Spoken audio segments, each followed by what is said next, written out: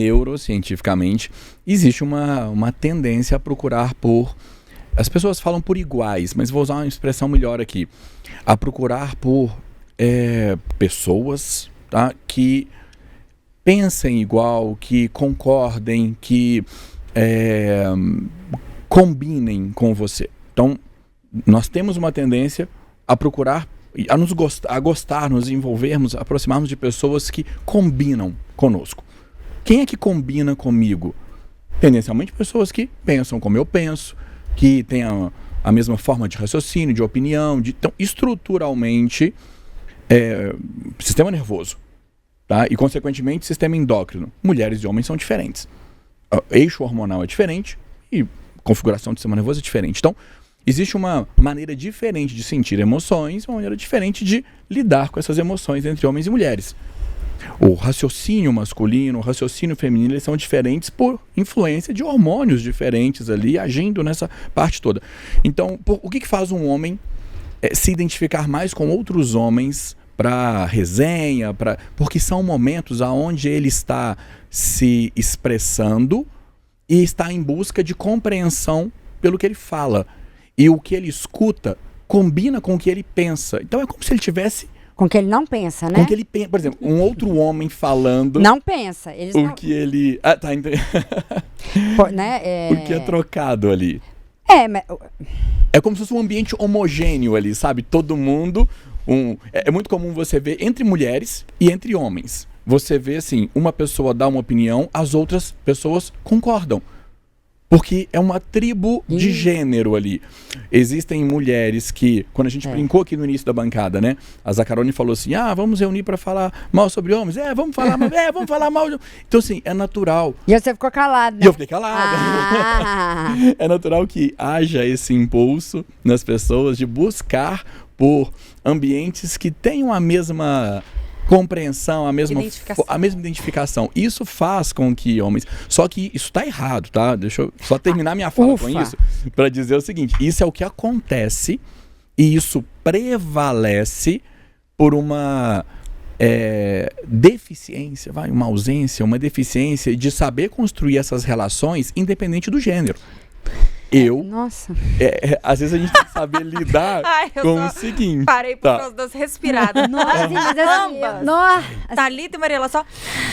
Não, assim, eu concordo com tudo que você está falando, né? Pra gente começar. E até isso, assim, tá vendo? Sim. Eu concordo com o que o homem tá falando. Olha que coisa legal.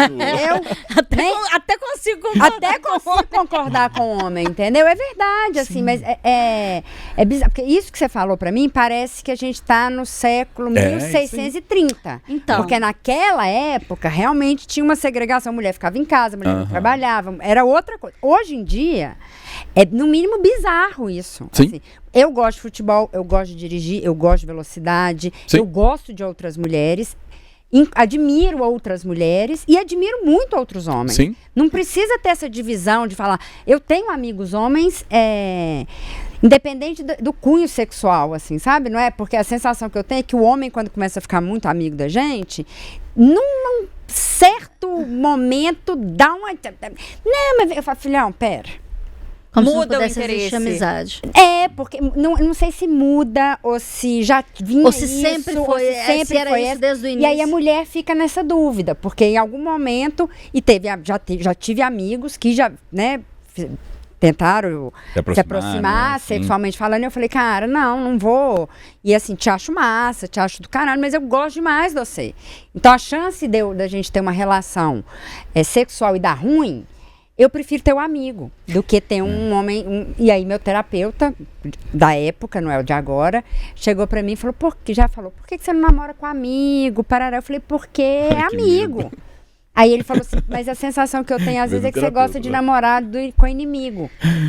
Então, sabe? eu acho que para além daquilo que ele falou, da questão endócrina, da questão hormonal, hormonal, neurológica, tem que pensar a questão social, a questão historiográfica, a questão antropológica da coisa, porque se a gente pensar nesse papel que a mulher exerceu ao longo do tempo, né, e até falando de iguais para iguais, Na maior parte das civilizações, né, a mulher ela exercia um papel que por uma questão biológica era de cuidar da prole, né, que vinha dela, né, então tinha que esperar nascer dela e tinha que esperar que ela amamentasse, né, que ela... Não, ama de leite, não precisava amamentar. Não, meu amor, eu tô falando de questões pré-históricas, eu tô falando de questões... eu tô falando de questões pré-capitalismo. Então, assim, a gente tem esse papel da mulher que vem de muito antes da gente ter sociedades estabelecidas, né? E aí você pensa, por exemplo, assim, vamos pensar nessa sociedade, Mariela, Qual? Que a mulher ficava dentro da caverna, na caverna, cuidando lá dos bacurizinhos lá que nascia lá, e o cara ele tinha que caçar, ele tinha que coisar a planta, né? E ele ia fazer isso com outros caras, entendeu? Vamos pensar no tempo de hoje, entendeu?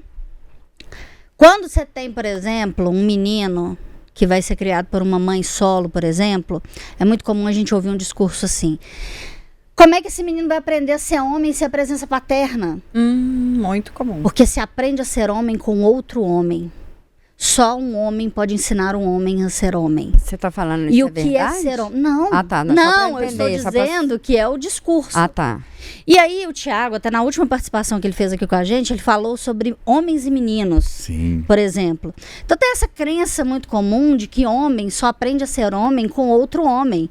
Porque então quem esse homem vai procurar para construir relações, para ir pro boteco, para jogar futebol, para falar sobre futebol, para assistir um jogo de futebol com ele, é outro homem, porque é só um homem que vai ensinar ele a ser outro homem, entendeu? Um homem... Não entendo não, mas eu compreendo. Sim, mas eu tô falando que essa é a ideia. E é isso que a gente tem que desconstruir, entendeu? A gente, porque esses cabras, né, que não sabem trocar uma lâmpada, tá indo pro alto da montanha e aprender a ser homem com um monte de outro homem, enquanto em casa não sabe lavar uma vasilha, entendeu? Mas pra que tem a mulher que tá lá esperando?